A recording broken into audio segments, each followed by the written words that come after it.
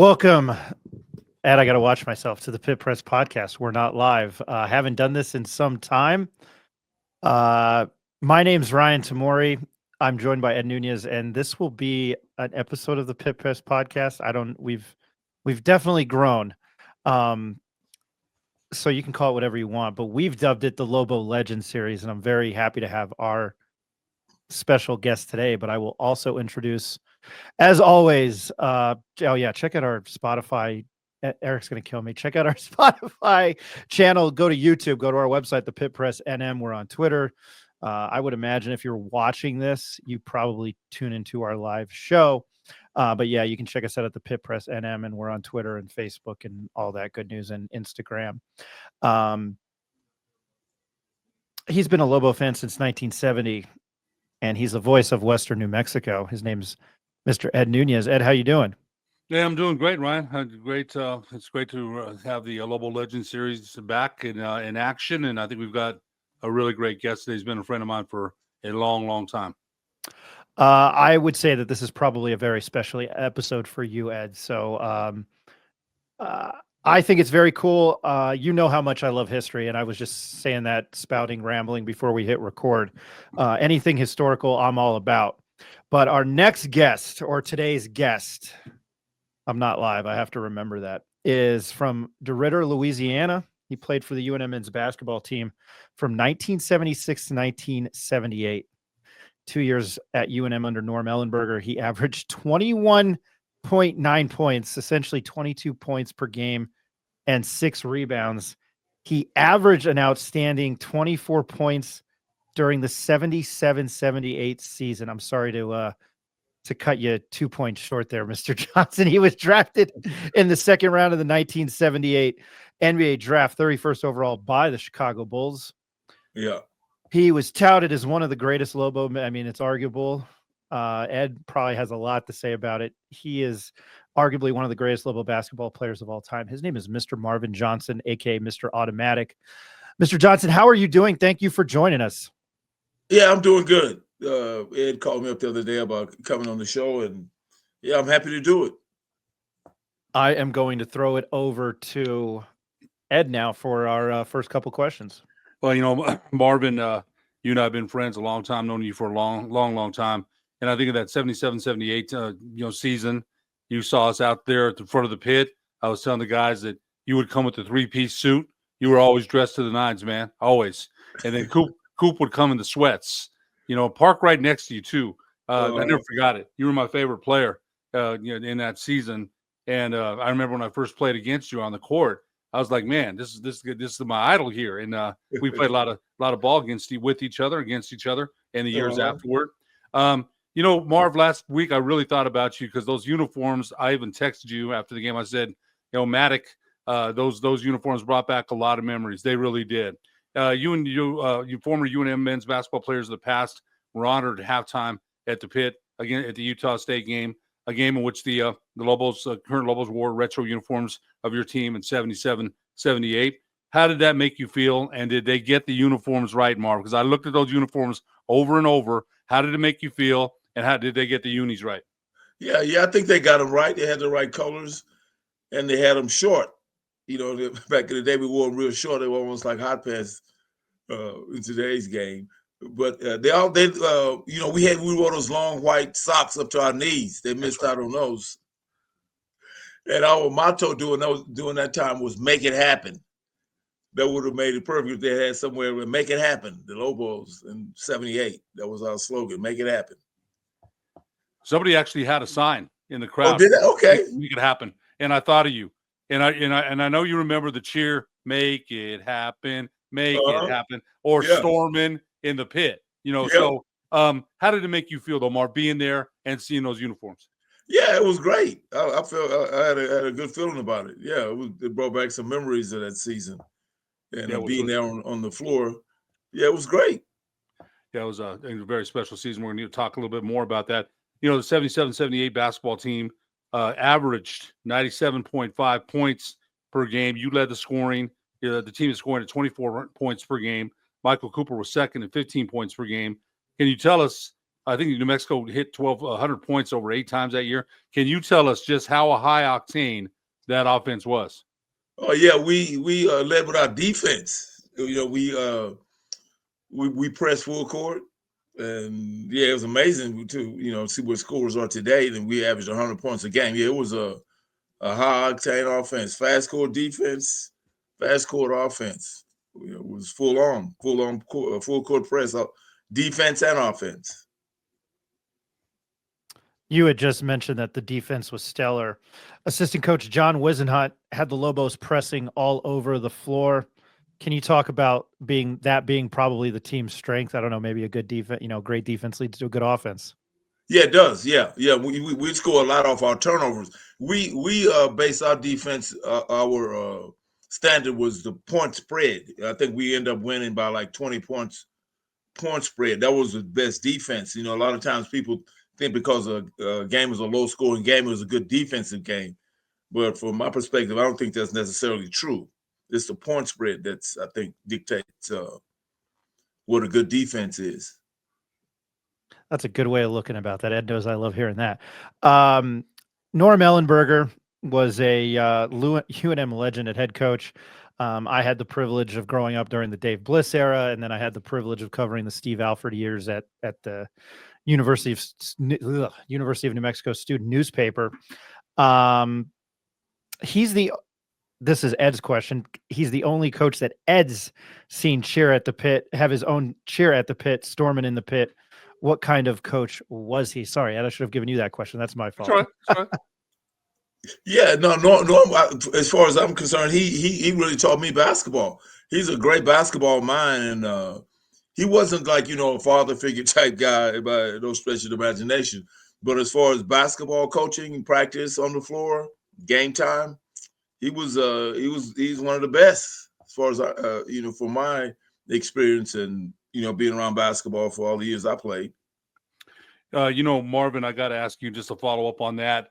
His personality fit the pit. The turquoise, the tan, the shirt open to the navel. Right. His personality fit the pit. And Marv, you remember the Storm and Norman sandwich at Ned's? Yeah, Ned's. That's right. The guy owned the town, Marvin, no doubt. Yeah, he did. Yeah, Norm was a superstar here in New Mexico, particularly here in northern New Mexico. Still beloved even to this day. Even a lot of people that don't know him, but he's still beloved to this day from the people that remember him. For sure. Yeah. It's getting fewer and fewer of us around, but yeah, the ones that are left remember him. Yeah, he was a character. Yeah, he was definitely a show. Marv, you were at the game last Sunday. Pitt was sold out with over 15,000 fans in attendance. When you played, the mezzanine was still there at the Pit, and the media seats were student seats. Can you describe the atmosphere? I was there. You played there. Can you describe the atmosphere? Yes, it was loud last Sunday at the Pit. When you played, can you describe the atmosphere? Yeah, it was a good atmosphere last weekend, but I think ours was more intense because, of course, you had 3,000 or 4,000 more people. And but like I say, it was a good atmosphere last weekend, but I think ours was more intense. I take either one, but ours was better, I'd say. Yeah, it's kind of a bias, but yeah, because we had the whole Pit was arranged differently because the students went all the way on that west side and down behind the basket. The student section went all the way down to the floor, and it was crazy. It was a madhouse. Yeah, it really was. I mean, I know it's loud, and you can say, hey, 3,000 people made a difference. They used to have the noise meter later, but when I was there watching that team that year, there were several moments that were just Phil Abney had a dunk against Syracuse. I think he went behind the back and dunked it, and the Pit went nuts. And Willie Howard tried to jump from the free throw line against BYU. And do you remember that, Marv? Yeah. Tried to jump from the free throw line, and it back rimmed. Yeah, he had it. He just back rimmed. So there was moments. Yeah, there was moments that year that just the roof was literally ready to come off. Marv, you had some great teammates that season. Michael Cooper, Willie Howard, Phil Abney, Russell Saunders, Mark Felix, who I just spoke to a little while ago, Jimmy Allen, Will Smiley. What was it like to play alongside Michael Cooper, and what was your reaction when he was voted into the NBA Hall of Fame? Oh man, I was proud of him. That was absolutely great. Yeah, Michael was we all knew that he was that kind of player. You know, after about playing with him for a couple of weeks when we first got here, he was he's a best defensive player I've ever been around and ever seen. He was great. Were you surprised that a lot of people when he made in the Hall of Fame? I'm a big Laker fan. You know, I've been a Laker fan since '72, and I watched every single minute. I remember I was dating my wife at that time, and she would say, "Hey, there's 7 games," and I'd say, "Yeah, and you know what? I want to see every single second of every single one of them." And she still married me. She still married me. Were you surprised that his numbers weren't huge, right? But the defense, like Dennis Rodman, who got in because of rebounding and defense. Coop got in the same way. He got in with rebounding, or I'm sorry, with defense. Defense. Had to guard George Gervin, Dr. Uh-huh. J, Larry Bird. Like you mentioned, one of the best two-way swingman, perfect swingman for the LA offense at that time. Yeah, no, he fit in perfect with that team. With Magic and Kareem and those guys, he was a very important part of that puzzle. Yeah, you guys had some great games here together. Marvin, we mentioned your team averaged 97.5 points per game that season, and UNM hit 100 points 12 times that season. One of the games I remember very well when the Lobos beat UNLV and Jerry Tarkanian at the Convention Center in Las Vegas, 102-98. I remember that game, listening on the radio, listening to the great Mike Roberts, and thinking we weren't going to win that. That Las Vegas was rated. They were well thought of. What do you remember about that game, and what kind of matchup when Tark the Shark went up against Norm? Yeah, well, they had that little place called the Shark Tank. It held like 6,000 or 7,000 people, and man, it was loud and crazy in there. I remember that they had an 82 game home winning streak, and we broke it that night. That was one of the highlights of my basketball career. Was that game? It was amazing. If I remember right, Abney 26, Howard 26. You're in double figures, over 20 as well. If I remember right. I had 33 that night, and I think we have 5 or 6 players, I think, in double figures. Just an unbelievable win. And you remember, Marvin, a lot of your scoring, and we'll get to that in a little while, was done without any 3-point shots at that time. Right. Yeah, if you had 33 that night, it probably would have been 40. Uh-huh. The corner shot was your thing, man. The corner shot was your shot, and that was an amazing game. And I remember thinking when I was listening on the radio, like, wow, that's a big win. What kind of matchup was it, Marv, when Tark the Shark went up against Norm? Yeah, they were like actually the focal point was between them two. Tark used to have that red and white tie he used to chew on. He was a kind of a character in another way, as Norm was. But it was for matchup of coaches, kind of. Yeah, great matchup there. Because both of them legends in there. Norm may not have made the legendary quite what Jerry Tarkanian did, and nationally. But man, yeah, what's that? Nationally, right? Yeah, on the national level, right? That was, gosh, Marv, and I know you remember those games in the pit when UNLV would come in here. Eddie Owens, Tarkanians, Sam and Robert Smith. Sam Smith would shoot from 25, 30 feet. Oh, man. Whew. Yeah, I know you remember. Big shooter, yeah. Reggie Theus. Reggie Theus. Yeah, talk a little bit about Rush Street Reggie, man. I mean, people might have forgot about the guy was played for the Chicago Bulls, coached the Aggies, played for the Kings. Talk a little bit about him. Yeah, no, Reggie was a good player. He was a real flamboyant guy. And I think he left one of the guys that left college early back in those days. I think he left as a junior or sophomore and went to Chicago. He was a good player. Those games were always so high scoring, and but New Mexico had to have that firepower to keep up with them, and you did. We did. Yeah, because they went on that year and played Duke. The next year they went on and played Duke and should have won in the NCAA tournament that year. Yeah, Tark always had some unbelievable players. He really did. And, we'll get into what happened later. I think New Mexico, had that Lobo Gate not happen, people said that they would have been looked at as, one of the UNLVs of the West here. That's Oh, yeah. water on the bridge now. There's, you and I have Right. talked about that a million times about what happened, and there's nothing you can do, about what happened. It's over with. It happened. Yeah. It hurt. It took the program down, and kind of in a way we've been trying to get back since. Go ahead, Ryan. I'm once again showing my age because Reggie Theus had a TV career and he was on a NBC Saturday morning show called Hang Time, I believe. Yeah. Yep. Yeah. Watch that Saturday mornings in the earlys and mid 90s. Continuing on with the 77-78 team, UNM was nationally featured by NBC and one Bryant Gumbel. Rest in peace to Real Sports on HBO. The Lobos were ranked as high as 4th in the nation in a 32-team field. UNM only had to beat Cal State Fullerton, the game that Ed talks a lot about, in Tucson, Arizona, in the first round of the tournament. UNM would have played in the pit had they won, had they advanced in the next round. Probably no way in hell you guys would have lost. Unfortunately, you guys didn't beat Cal State Fullerton. It was an upset, 90-85. And for many Lobo fans, it was incredibly heartbreaking. I can't imagine what it felt for you guys. What can you, I purposely chose this question, Ed, that way I look like the bad guy. What can you tell us about that game?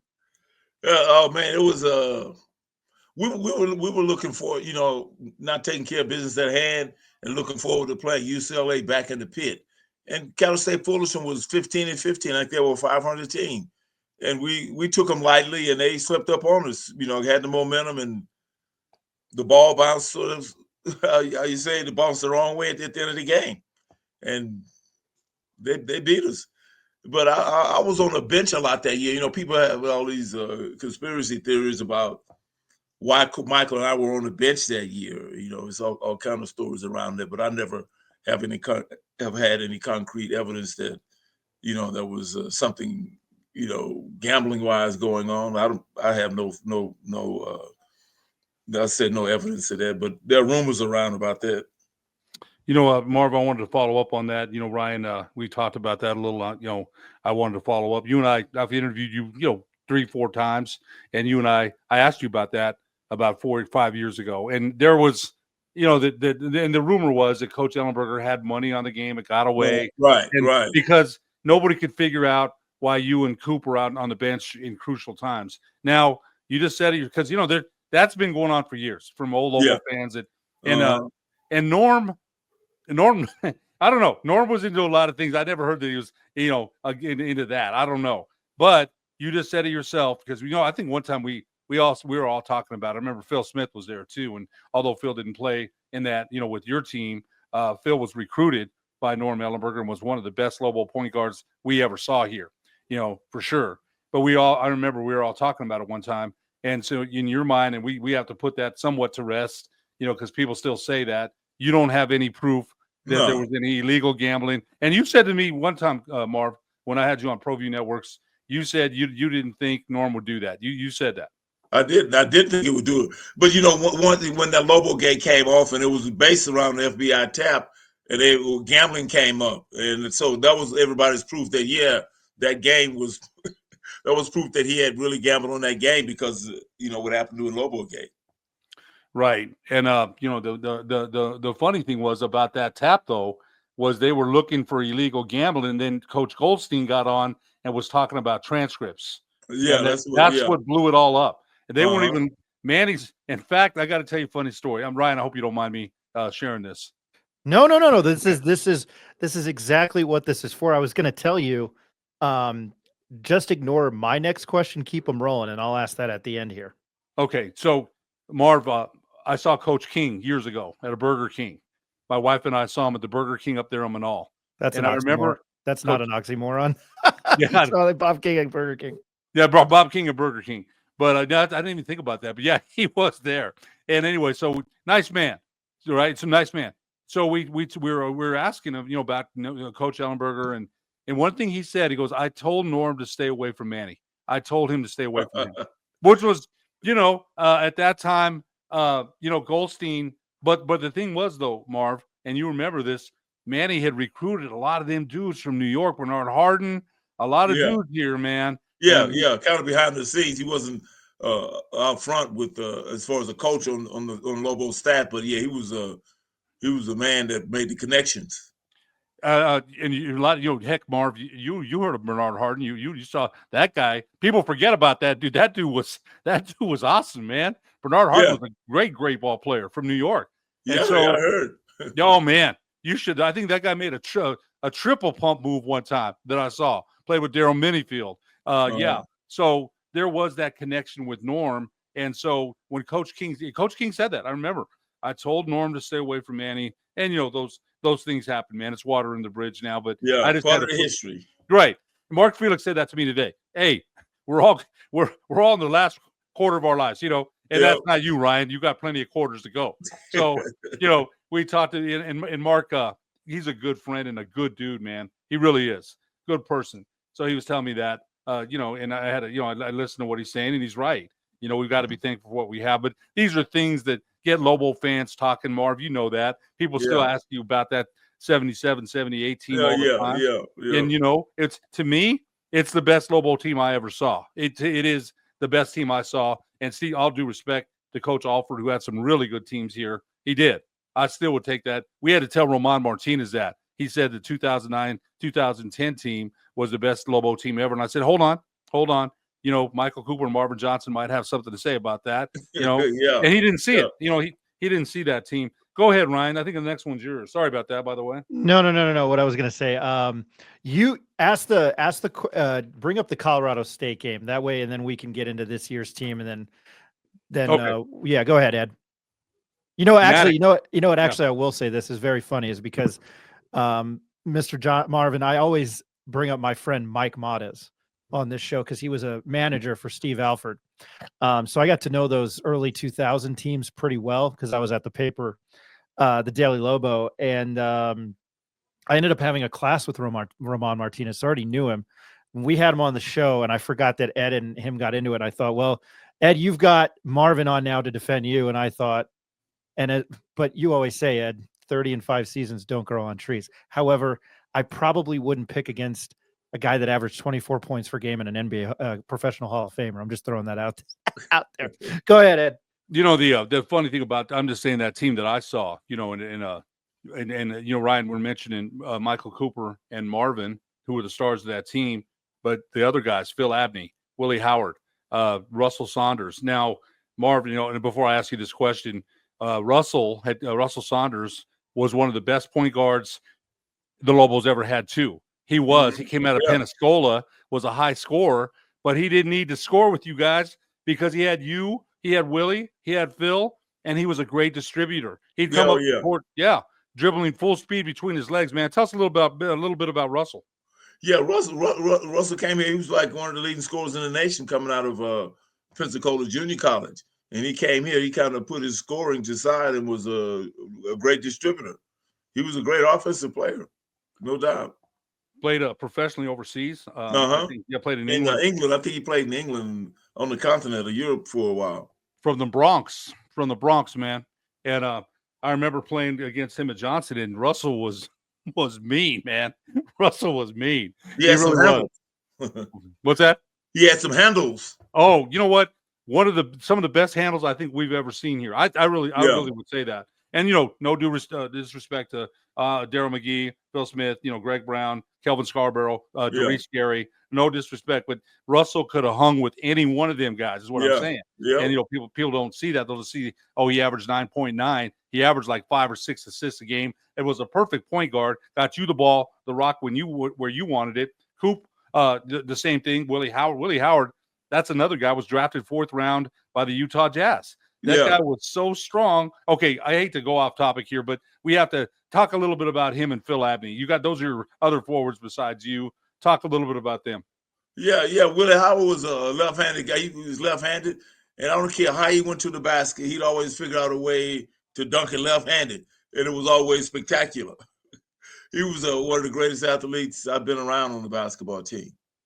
And Phil Abney, he and Russell Saunders played together at Pensacola Junior College, and I think they ended up going to the finals of the national tournament in junior college. Phil was an all around player. He was a complete player. Man, he was something else, man. He really was. So, we had to, and then you had Jimmy Allen and Will Smiley, a two-headed centers there. And Right. yeah. They shared time at the post. Will Smiley, man. Jeez. I remember at Johnson Gym, I playing with him or seeing him play, and he blatantly goaltend shots. And, guys would say, hey, that's goaltending. And what goaltending? And guys would be like, okay, no goaltend. So Will Smiley was an intimidating guy, man. And Jimmy Allen got into the Detroit Pistons camp for a little bit, man. So Jimmy Allen was a heck of a player too. Okay, Marv, we got to move on, but one more question about that. More questions about that season. But on March 2nd, 1978, in 111-88 win over Colorado State at the Pit, you scored 50 points without 3 points. I was there. I still remember you came off the court. I still remember that. What do you remember about that game? Man, just that day I was thought I was under the weather. I thought I was sick, and I actually went and talked to coach about it, and he said, "Oh no, just go and play and see how it goes." And I got out there and was in the zone. Man, couldn't miss. And after I think the first half I scored 26 points or something, and then early in the second half I saw I was still I was still hot, still on my game. And Michael and everybody said, give Marvin the ball. Give him the ball. He can break his record. Because I set the record of 48 that same year against Western Kentucky. So I broke Toby Robar's record, and then I set it with 48, and then I broke my own record with 50 2 months later. It was just one of those nights where I was just in that zone and couldn't miss. No, I remember, man. I still remember when you came off the floor. That was a great performance, and those who were there will never forget it. Ryan, go ahead. I will ask you about this year's team. What do you make of here's kind of a two-part question. What have you made kind of the resurgence that Richard Pitino's done in the last 4 years? And what do you make of this team and how good they've played despite, what happened Wednesday night? Yeah. It's just that that's what I was saying. I hope they don't peak too early. They have a great season. When going the distance in the tournament is about peaking at the right time. I hope they haven't peaked. Played their best ball yet. But last year they had a good good run, and then ran up against Clemson. I think I like their team. They have brought a great athletes, some good players. I hope, like I said, I hope they hadn't played their best basketball. So I think I'm predicting they're going to get past that jinx of getting past the first round with Lobo basketball. So I look forward to seeing that happen. I think a lot of people would love to see that happen. Ed, I'll throw it to you. Marv, we got to ask this, man. And you can't play these games except NBA 2K or Madden. You can't go back in time. But we have to ask, because people would say, why didn't you ask him this? The 77-78 Lobos versus this year's version of the Lobos. Who wins and why? I think we win. I mean, of course, that's my bias, but I think we win. I think we were probably tougher. Defensively, even though they have a pretty good defensive team, and we have a lot of players that could do a lot of different things. So I think we'd win.